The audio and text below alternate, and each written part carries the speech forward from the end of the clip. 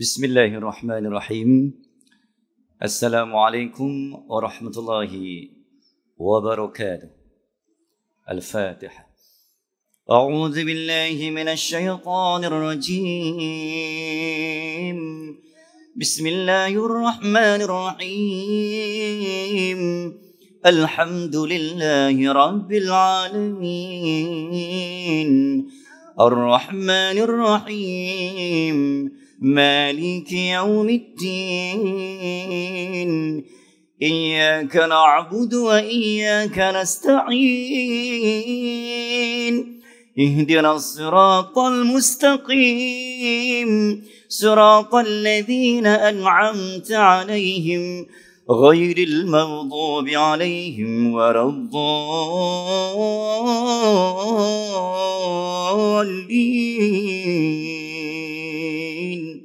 آمين. Alhamdulillah. Alhamdulillahi Rabbil Alamin. Thumma alhamdulillah. Alladhi khalaqal insan wa 'allamahul bayan. Wassalatu wassalamu ala sayyidil anam. Ashhadu an la ilaha illallah. Wa anna Muhammadan abduhu wa rasuluh. Allahumma salli ala sayyidina Muhammad. Muhammadin al-fatihi lima ughliqa wal khatim لما سبق والناصر الحق بالحق والهادي إلى صراطك المستقيم وعلى آله وصحبه حق قدر ومقدر العظيم وعلى آله وصحبه أجمعين. قال رب اشرح لي صدري ويسر لي أمري واحلل عقدة من لساني يفقه قولي. أما بعد. Alhamdulillah. Ya Allah, Engkau jadikanlah titik pertemuan dan perhimpunan kami ini, Ya Allah, yang terikat dan diikat atas simpulan ilmu. Jangan biarkan simpulan ini, Ya Allah, terungkai walaupun seinci, Ya Allah. Kekalkanlah akan ikatan dan simpulan ini, agar ikatan dan simpulan ini akan terus menguat dan mengikat antara hati-hati umat sehingga menuju ke hari akhirat. Ya Allah, Engkau jadikan ilmu yang kami pelajari pada malam ini, Ya Allah, dengan niat nawaitul i'tikaf fi hadzal masjidi sunnatan lillahi ta'ala. Jadikanlah ilmu malam ini ilmu yang menjerneh, bukan yang mengeruh. Ilmu yang menyatu, bukan yang menyebabkan seteru. Ilmu yang menguat, bukan yang melemah. Ilmu yang menjerneh, bukan yang mengeruh.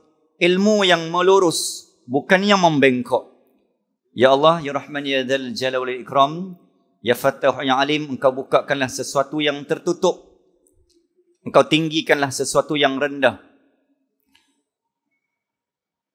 Allahumma salli ala Sayyidina Muhammad wa ala Sayyidina Muhammad. Amin ya Rabbal Alamin. Yang saya muliakan Tuan Imam, seluruh saf pentadbiran, pengurusan, jawatan kuasa, pengatur, penyusun, penggerak, penjaga, pelindung, penolong agama-agama Allah, jundullah fi Jundullah fi Masjid Abdullah Fahim.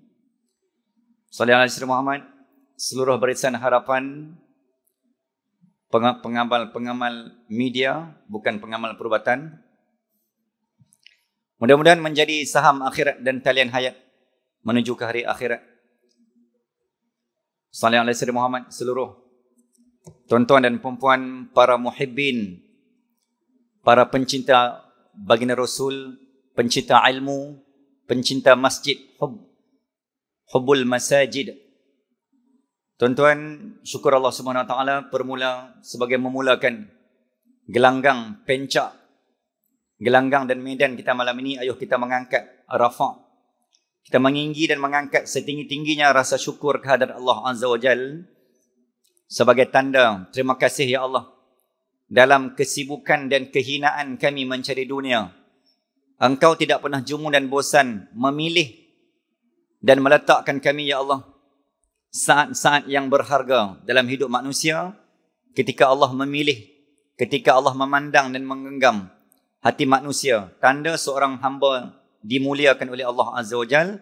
Allah tidak akan lepaskan agar ia terhempas dan terbabas, tetapi Allah pegang, Allah genggam, Allah selamatkan dalam tempoh 40 minit. Kurang lebih kita bersiaran langsung malam ini maka itu tanda Allah muliakan. Allah tak biarkan tuan-tuan dibuat di luar. Allah pegang tuan-tuan, maka 40 minit, 45 minit kita bersama. Itu tanda Allah sedang mencatat dan mengangkat nilai kemuliaan.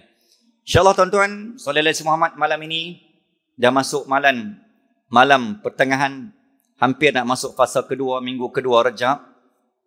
Mudah-mudahan Allah memandang juga, Allah membarik lana fi Rajab wa Sya'ban wa balighna Ramadan. Tuan-tuan, saya ingin mengajak dan menyeru sekalian yang ada malam ini untuk kita merenung dan untuk kita menyinyati dan membongkar serta menyelongkar, membuka sebuah rahsia sejarah lama.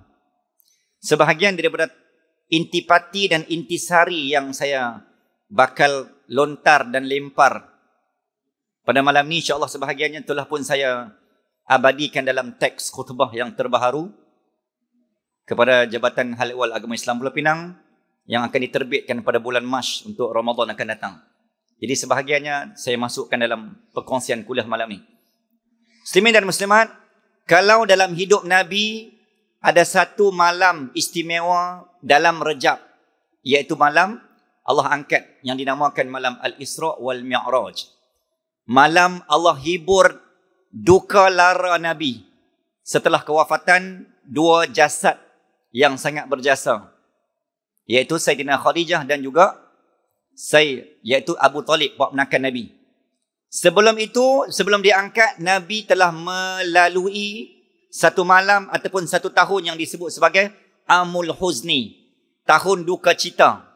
Sebelum Nabi diangkat, merentasi 7 petala langit sehingga dapat perintah solat melalui Baitul Maqdis dan melalui tanah Palestin.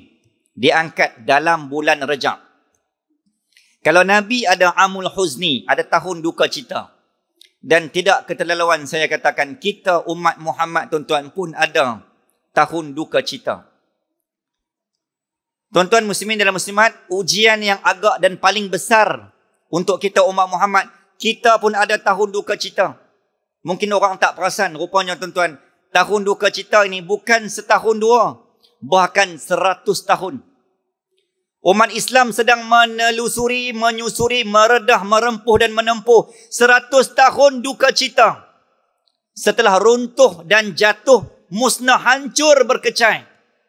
1,300 peradaban, ketamadunan, identiti, jati diri, kekebalan, aset yang kita miliki setelah diwarisi oleh baginda Nabi 1,300 tahun lamanya, iaitu sistem khalifah yang telah menjadi IC. Tuan-tuan, sistem khalifah ni umpama IC, kad pengenalan. Bila sebut Islam, khalifah. Bila sebut manusia, umat Islam, dia ada IC dia. IC ni tak mungkin hilang. Setiap orang ada jati diri dan identiti, kad pengenalan. Tiba-tiba IC hilang, tuan-tuan rasa apa? Maka itulah perumpamaan macam mana jatuh dan runtuhnya khalifah. IC umat Islam hilang. Sebab IC umat Islam adalah sistem khalifah. Telah diruntuh dan digantikan oleh sistem republik moden. Maka tuan-tuan, kita sedang mengutip 100 tahun duka cita. 100 tahun tuan-tuan, bukan setahun. Semenjak 3 Mac 1924, sehinggalah malam ni kita masih berduka lara dan berduka cita. Duk cari IC tak jumpa ni, 100 tahun lah. Umpama macam tu. Jadi poin saya malam ni adalah 100 tahun duka cita keruntuhan Khalifah Islam. Sallallahu alaihi Muhammad. Itu poin saya malam ni. Boleh tuan-tuan? Itu poin yang kita nak bincang malam ni adalah setelah 100 tahun keruntuhan umat Islam. Sebenarnya apa yang telah jadi ni? Kita nak pergi kutik balik. Dalam analogi yang lain saya boleh perumpamakan, tuan-tuan, saya boleh umpamakan satu rumah, satu kampung baru apa kita kata? Baru terlepas. Sallallahu alaihi Muhammad diuji dengan kejadian banjir atau rumah terbakar. Bila rumah terbakar dan rumah yang baru surut air banjir, apa kita akan buat? Kita akan pergi cari, tatah balik pergi rumah, kita akan pergi kutik mana benda yang masih boleh diselamatkan, diteruskan untuk disambung. Disambung guna. Betul tak? Banjir, ataupun terbakar, kita akan pergi kutip. Oh, ada lagi ni. Ya Allah, kitab Quran masih elok. Ada lagi baju sekolah. Ada lagi ada lagi buku cek. Tak terbakar pun. Tak hilang, tak hanyut. Kita kutip, kita himpun, kumpul, gabung, cantum. Hak mana boleh guna, kita nak sambung.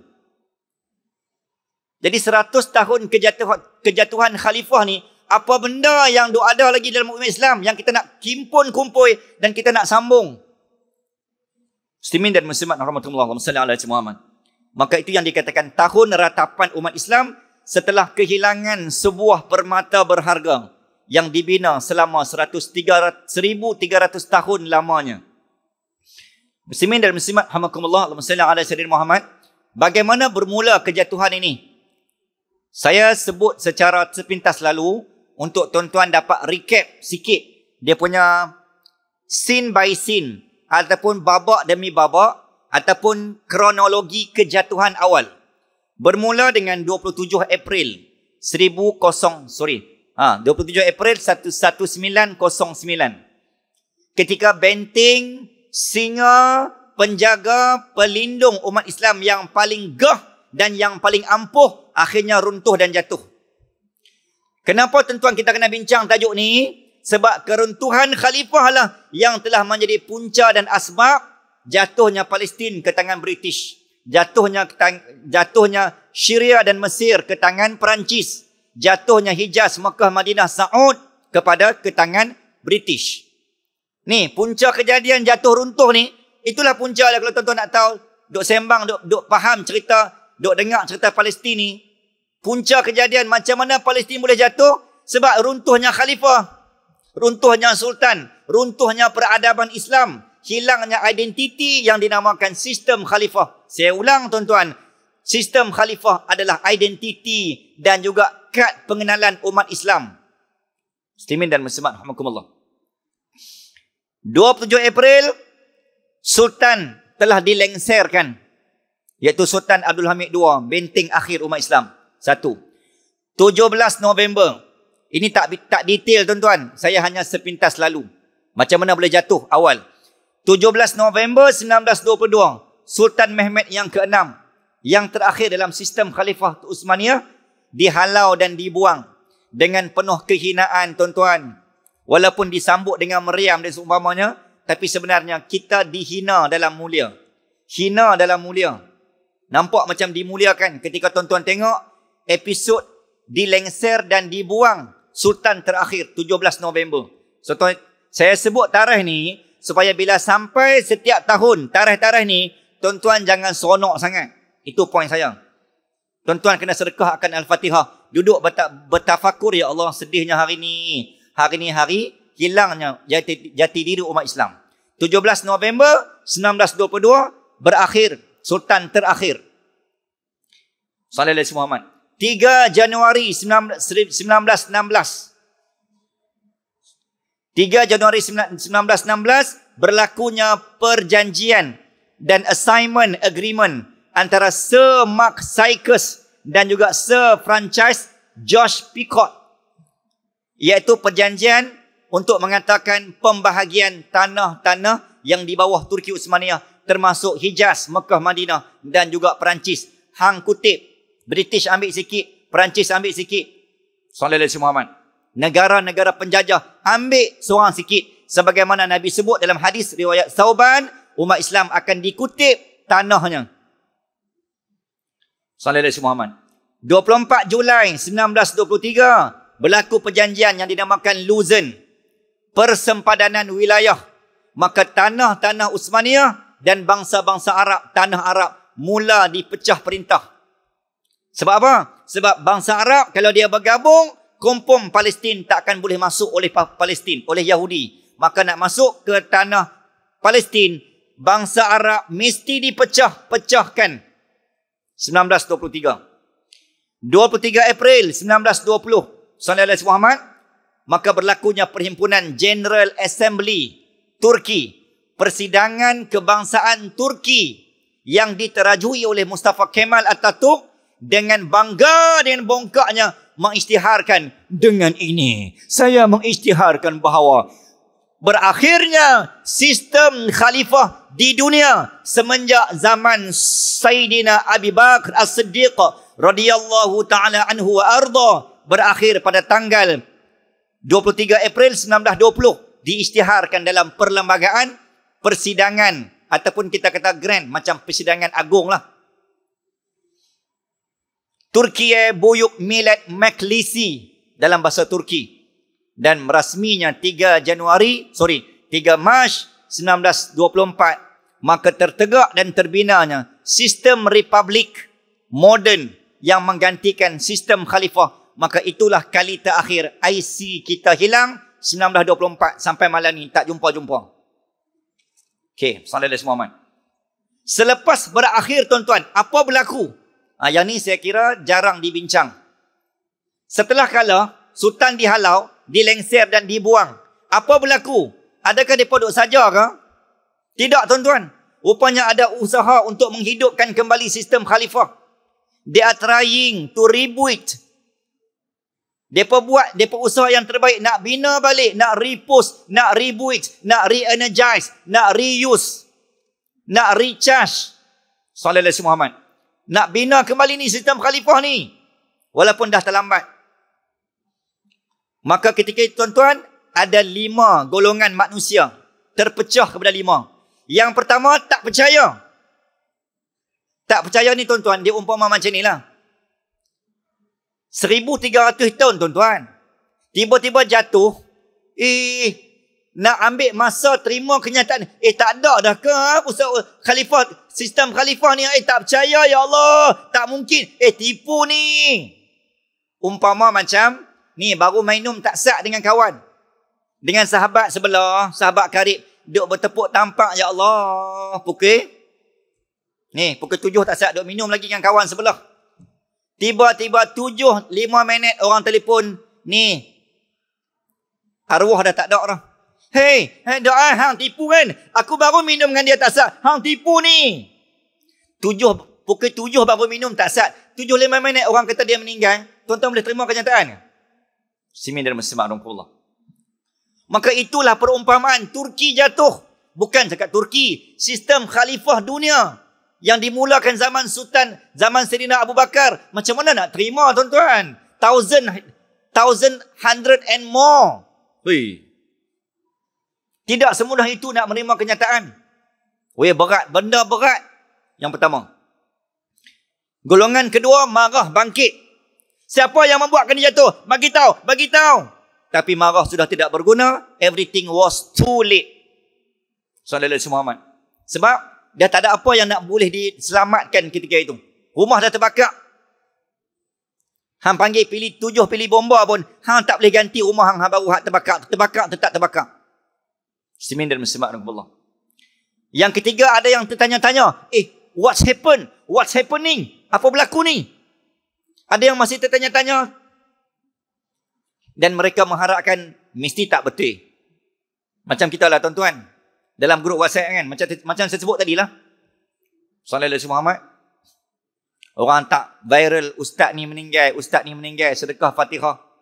Semua pakat mengharapkan ia tidak benar. Ia viral palsu. Sallallahu alaihi Muhammad. Dan yang kelima. Orang golongan yang menerima dengan hati terbuka. Golongan inilah golongan anak muda yang telah dihasut racun pemikirannya yang dinamakan generasi Turki muda, yang di belakangnya adalah Yahudi. Sallallahu alaihi Muhammad. Tuan-tuan muslimin dan muslimat rahimakumullah.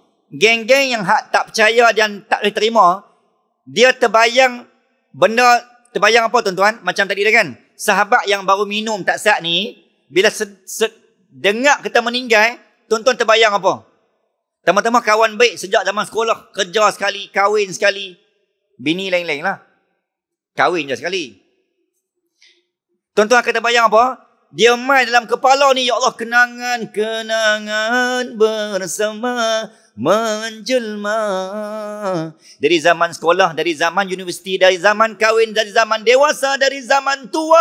Semua kenangan duk main, duk attack. Ayak mata mula bernilangan. Pemergian yang sangat tak boleh dipercaya. Muslimin dan muslimat. Apa yang dibayangkan, ya Allah? Kuasa, warisan, wilayah, jajahan, aset, sistem armada laut. Tuan-tuan, untuk rekod, Daulah Turki Uthmaniyah antara daulah yang menyimpan busana kita di Muzium Tok Kapi. Muzium yang menyimpan warkah tulisan Melayu yang disain oleh Sultan Melaka. Menyimpan set persalinan busana, tongkolok, tanjak. Ada pakaian kita di sana. Sallallahu alaihi Muhammad. Bantuan yang pernah diberikan antara daulah dan kerajaan yang pernah memberikan bantuan kepada Sultan Melaka dan kerajaan Khalifah Uthmaniyah. Tuan-tuan kena tahu ni, sebab ada kaitan dengan kita. Yang pernah bagi bantuan dana aset kita diserang oleh Siam dan memberikan sayap pangkat kepada Sultan Melaka dengan gelaran Pasha.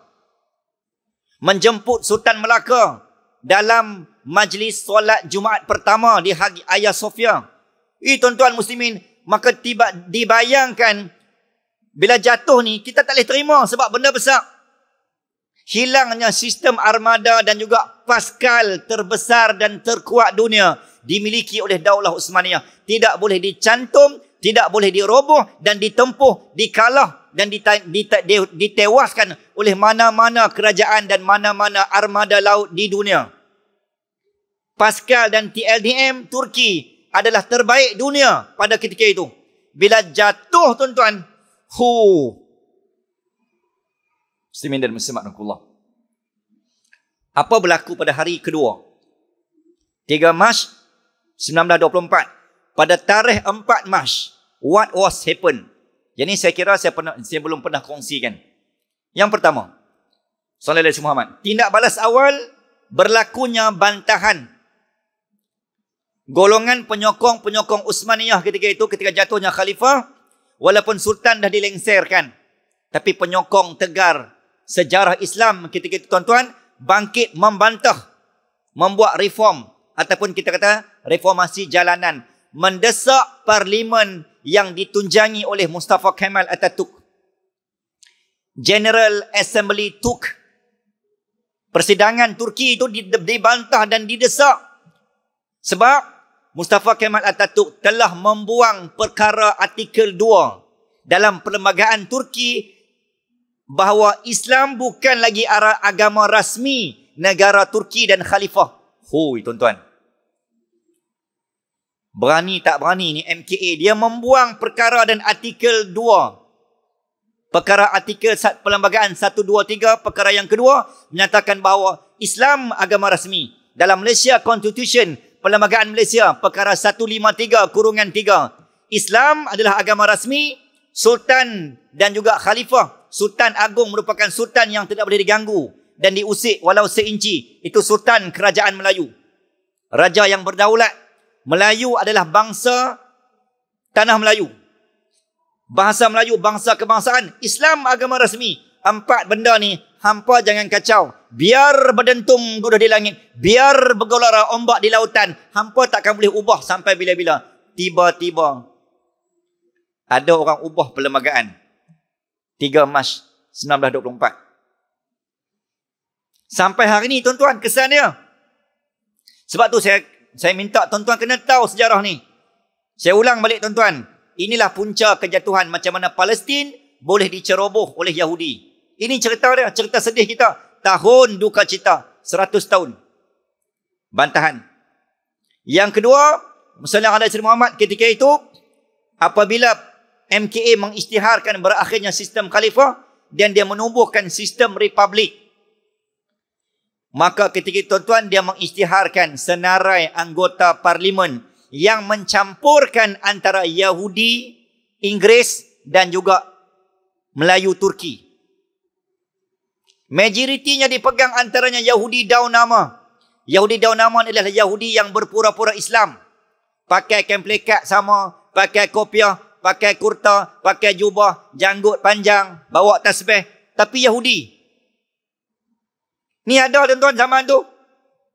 Mudah-mudahan kita malam ni semua tak ada lah, no? Nampak janggut elok, astagfirullahalazim, astagfirullahalazim, astagfirullahalazim. Sedap sungguh ceramah malam ni. Duk puji tu padahal Yahudi. Jangan main-main, ha? Ni bukan rekaan tuan-tuan, zaman tu dah ada. Sehingga kan mungkin saya pernah sebut dalam siri sebelum ni, pembunuh Sultan Muhammad Al-Fatih adalah pengawal dan pembantu istana yang pakai kopiah macam dia. Siapa yang bunuh Sultan Muhammad Al-Fatih? Sultan Muhammad Al-Fatih terbunuh usia 49 tahun. Walaupun ada pandangan mengatakan, orientalis mengatakan, Sallallahu Alaihi Muhammad dalam Summa Oriental, Tom Pyrus, yang banyak cerita tentang sejarah Melayu Melaka, yang hak tak betul. Orientalis menulis bahawa kata, Sallallahu Alaihi Muhammad, Sultan Muhammad Al-Fatih mati sebab kena gout yang sangat kritikal, akhirnya mati. Tapi catatan sebenar tuan-tuan, dia dibunuh macam mana Nabi dibunuh oleh Yahudi, dimasukkan racun. Muslimin dan muslimat rahmatullah. Sallallahu Alaihi Muhammad. Yahudi daun nama lah, Yahudi yang berpura-pura. Inilah keturunan MKA yang menubuhkan sistem republik moden. Walaupun ada jasa, Mustafa Kemal ni ada jasa dalam pentadbiran. Dia buat bangunan, dia buat sistem pentadbiran negara. Dia bina balik ekonomi setelah Turki jatuh. Yang tu memang side, positif side, yang tu kita tak bincang. Bukan kita menafikan, tapi bukan ruang di sini untuk kita kupas. Apalagi tuan-tuan, ketika itu Allahumma salli ala sayyidina Muhammad, maka muncullah beberapa pejuang-pejuang bangsa ketika itu. Sallallahu Alaihi Muhammad. Datangnya tuan-tuan antara pimpinan-pimpinan terbesar. Usaha untuk membangunkan kembali khalifah. Dibina dan dibuat, dicetuskan oleh beberapa tokoh. Yang pertama dimulakan oleh Sultan Mehmed yang ke-6 sendiri. Setelah dibuang. Ini bukan dalam Turki tuan-tuan. Di luar Turki. Tidak dinyatakan tempat yang spesifik. Sebab dalam Turki tak boleh buat apa orang. Tuan-tuan, ketika khalifah dibuang 1922 tu, maka MKA, Mustafa Kemal kata apa? Seluruh keturunan Uthmaniyah dibuang, tak ada langsung, tidak dibenarkan menetap di Istanbul sejak 1922. Sehingga 1974, 52 tahun. Rakyat Turki yang lahir pada tahun 1923, 24, 26, 25 sampai ke atas tidak kenal apa itu Uthmaniyah. Uthmaniyah, what's that? Adakah itu sejenis kuih? Lebih kurang macam itulah. Tak kenal Uthmaniyah ni. Sebab lahir after dissolution. Selepas pelengseran jatuhnya kerajaan kita, tuan-tuan. Ada dua benda yang tuan-tuan kena sensitif. Yang pertama saya sebut kerajaan kita, iaitu Khalifah Turki, kerajaan kita. Dan yang kedua tuan-tuan, yang tuan-tuan kena sensitif, saya sebut Ardina, Palestin, negara kita. Saya ulang, Turki adalah Khalifah Islamiyah, adalah kerajaan kita. Dan Palestin adalah negara kita. Dua-dua benda ni sangat terkait dengan 100 tahun duka cita ni. Tuan-tuan kena sebut dalam hati, ya, Turki Uthmaniyah kerajaan kami dan Palestin negara kami. Itu baru betul. Yang i'tiqad kita. Yang kedua, Sultan Abdul Majid Effendi yang juga hubungan dekat Sallallahu Alaihi Muhammad, kaum kerabat daripada Sultan Abdul Hamid II.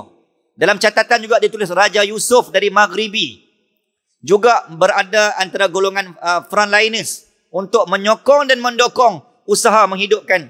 Yang keempat, Syarif Hussein yang dibuang ke Jordan, raja keturunan Nabi yang terakhir di Hijaz. Tuan-tuan, dalam keturunan Abdul Muttalib ni ada 10 anak. Dalam riwayat yang lain kata ada 12 orang anak. Yang paling bongsu ayah Nabi, yang paling sulung Al-Haris.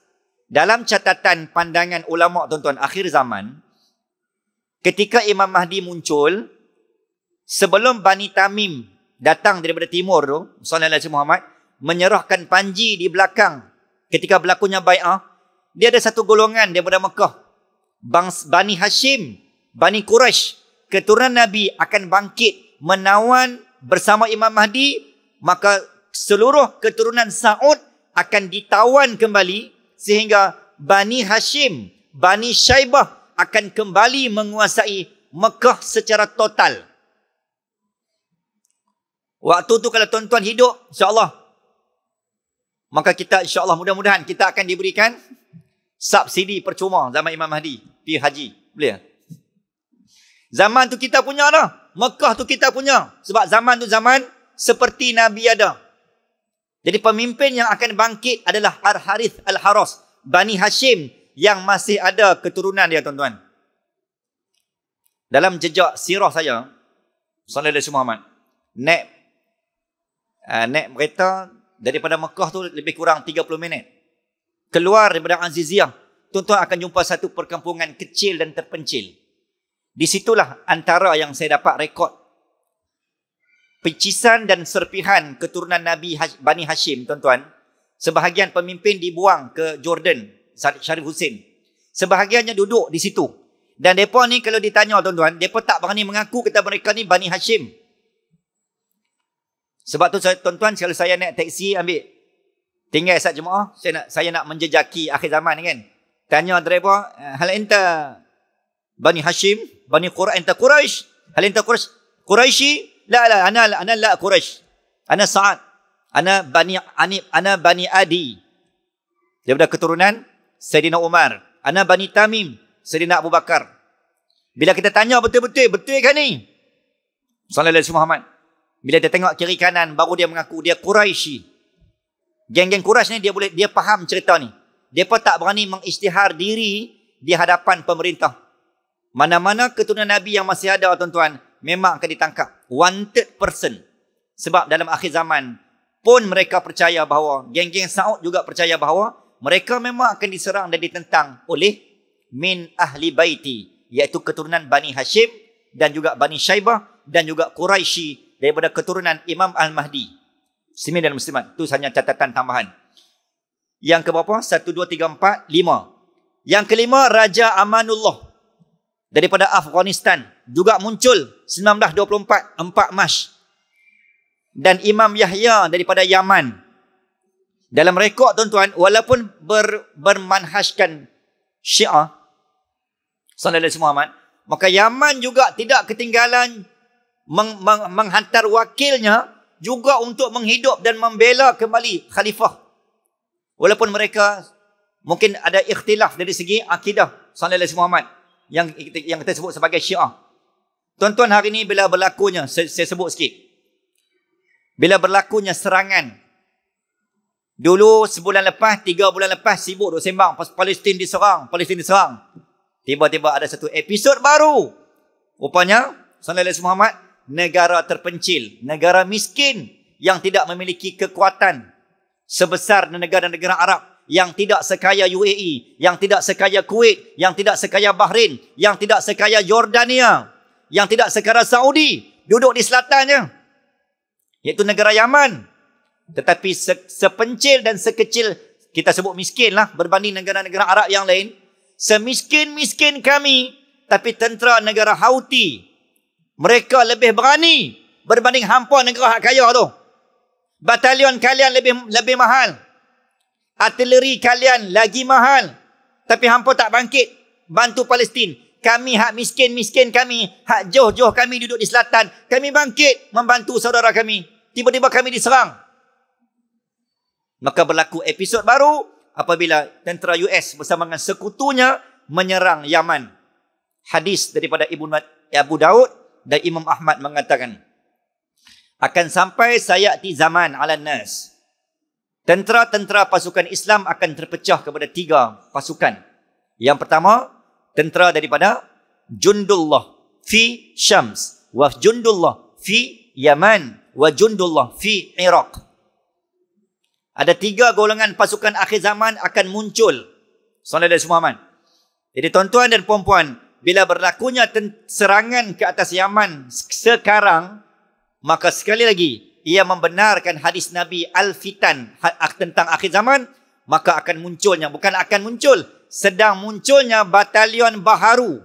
Yang selama ni kita duk fokus kepada Brigade Al-Qassam, rupanya timbul satu lagi brigade yang tidak dikenali sebelum ni daripada Yaman. Dan kemungkinan besar mereka lah adalah Jundullah, pejuang agama Allah yang Nabi sebut dalam hadis. Muslimin dan muslimat Allah. Satu lagi rasional dan signifikasi. Kenapa Yaman diserang? Kan Nabi dah doa dekat dua negara. Allahumma barik lana fi Syamina, Allahumma barik lana fi Yamanina. Mana-mana negara yang Nabi doa, confirm negara tu akan bangkit sebagai pejuang membantu agama. Jadi penjajah Yahud, adullah, musuh-musuh agama Allah akan menyerang hendak, semua bangsa, negara, kerajaan yang akan berpotensi bangkit sebagai pejuang. Mereka bongkar tuan-tuan. Hadis Al-Fitan ni Yahudi dalam kepala. Kita yang tak mengaji. Oi, mereka hafal tuan-tuan, hafal rapat. Mana-mana? Hadis ni. Oi, Nabi kata bangsa timur kan? Penang kan? Penang tak ada lah. Bangsa timur kan? Okey, jom kita serang timur. Maka hantarlah Alfonso zaman tu. Apa lagi? Muhammad kata Yaman ni. Okey, kita serang Yaman. Mana-mana hadis Nabi yang memberi isyarat bahawa akan muncul pejuang, semua akan diserang hendak habis-habisan. Muslimin dan muslimat. Maka kita sedang dipertontonkan hadis Nabi secara apa kita kata? Secara visual. Ni duk mengaji ya, dalam kitab hadis Al-Fitan ni. Hanya buku tak faham sebab tak nampak visual. Ini tengok perang ni maksudnya itulah hadis Nabi. Cuma berlaku secara visual. Umpama hadis Nabi diterjemah dalam bentuk video. Umpama macam tu. Muslimin dan muslimat rahmatullah sallallahu alaihi wasallam. Okey, saya sebut sikit lah. Itu ada selingan informasi.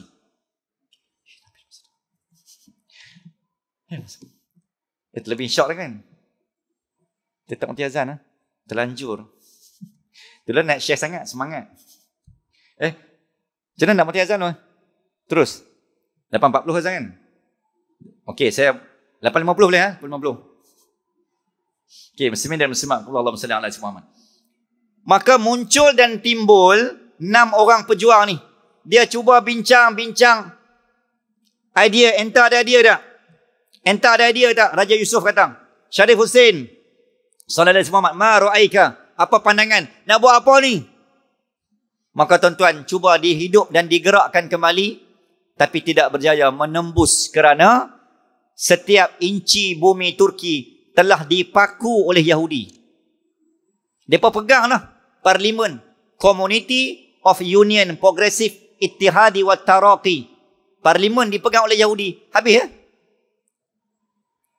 Itulah pentingnya jangan bagi wilayah dan tanah ke orang. Ada tanah, ada kerusi, ada wilayah, ada rumah, jangan gadai ke orang. Itu maruah dan itu benteng kita tuan-tuan. Sallallahu alaihi Muhammad.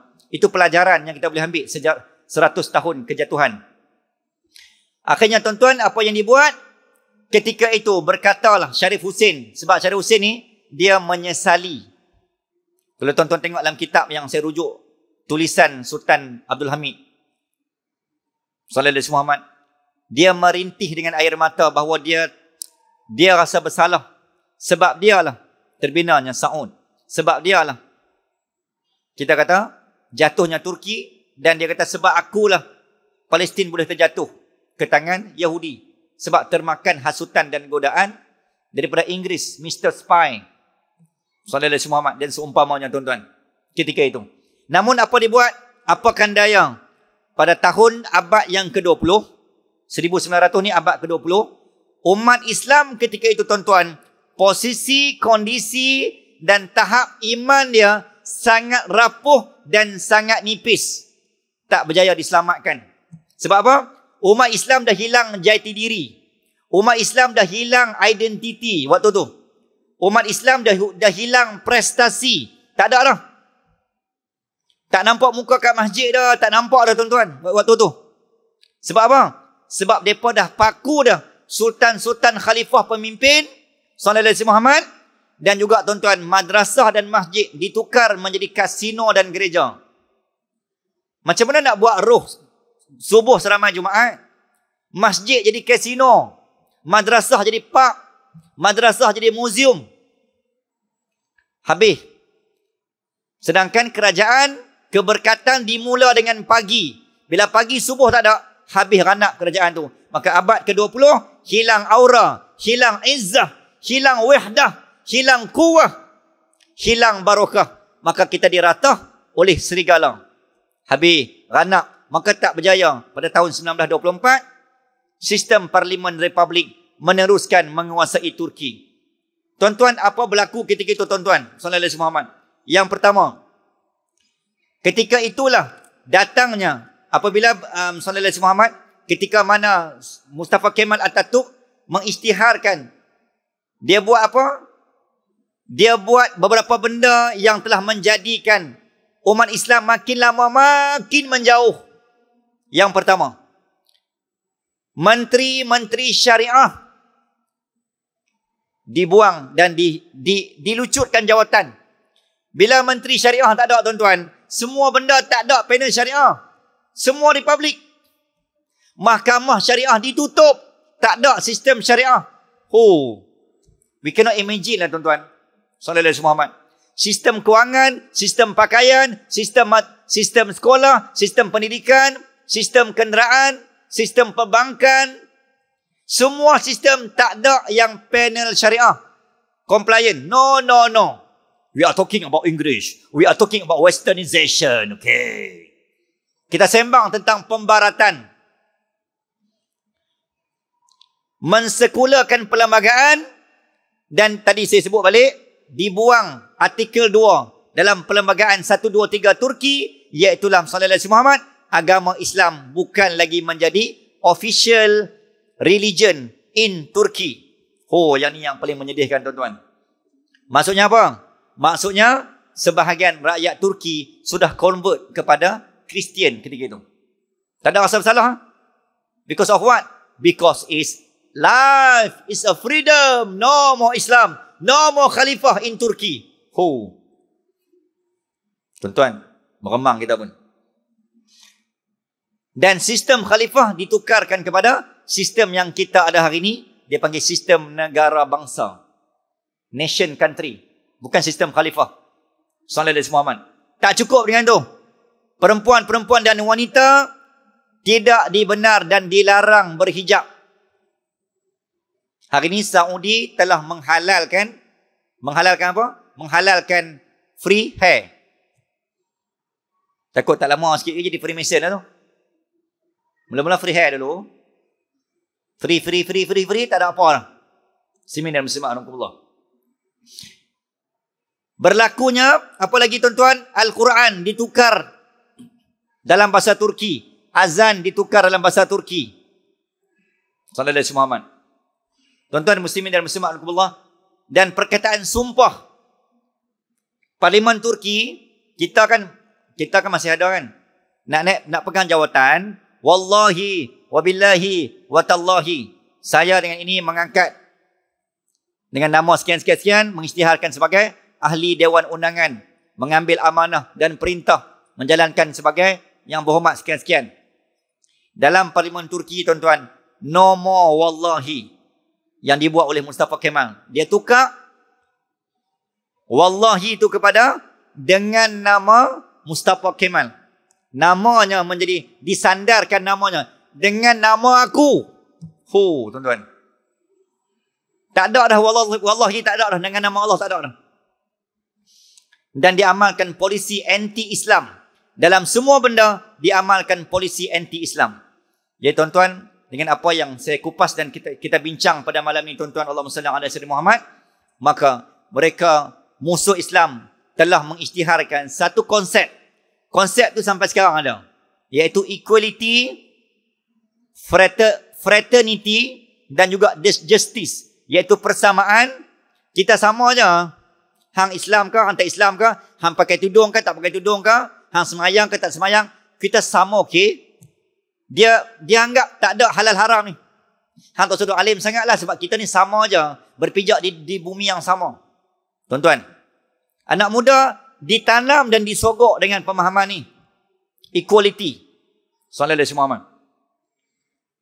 Fraternity, iaitu persaudaraan. Kahwin campur. Kahwin dengan Kristian boleh, Kristian kahwin Yahudi, Yahudi dengan Islam. Fraternity, hakikatnya kita ni saudara. Dan yang ketiga, keadilan. Ketika itulah tuan-tuan, mereka telah mencipta Sallallahu alaihi Muhammad satu buku dan satu kitab yang menulis tentang ketidakadilan dan keburukan mereka memasukkan sejarah sistem khalifah. Segala kebaikan khalifah ditukar menjadi keburukan sehingga generasi 1923 ke atas yang saya sebut tadi, lahir mereka faham kata, ya betul kami pernah dengar Khalifah Uthmaniyah, tapi yang kami faham mereka zalim, mereka main perempuan, mereka main harta, mereka main takhta, mereka main kasino, mereka pak. Sebab apa? Sebab disogok dalam buku sejarah yang tidak benar, dipalsukan sejarah. Muslimin dan muslimat rahimakumullah, sallallahu alaihi Muhammad. Jadi itu yang dikatakan sejak 100 tahun duka cita sehinggakan 3 Mac 2024 ini genap 100 tahun itu. Jadi tuan-tuan, adakah kita akan terus meratap?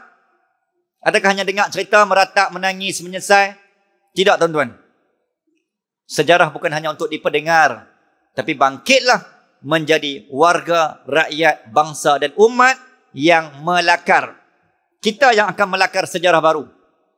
Jadi sekadar itu tuan-tuan, muslimin dan muslimat, alhamdulillah, mohon maaf anda yang ada kekurangan dan kecacatan sepanjang perkongsian, mudah-mudahan mampu berbekas sallallahu alaihi Muhammad dan mampu menjernih segala kekuruhan. Aqul qawla hadza wa astaghfirullahal azim li wa lakum. Wabillahi taufiq wal hidayah. Assalamualaikum warahmatullahi wabarakatuh. Bismillahirrahmanirrahim. Allahumma inna nas'aluka 'ilman nafi'a wa 'amalan salihan mutaqabbala wa rizqan wasi'a wa halalan thayyiban wa shifaa'an min kulli da'. Sallallahu alaihi sayyidina Muhammad wa ala sayyidina Muhammad walhamdulillahi rabbil alamin. Wallah.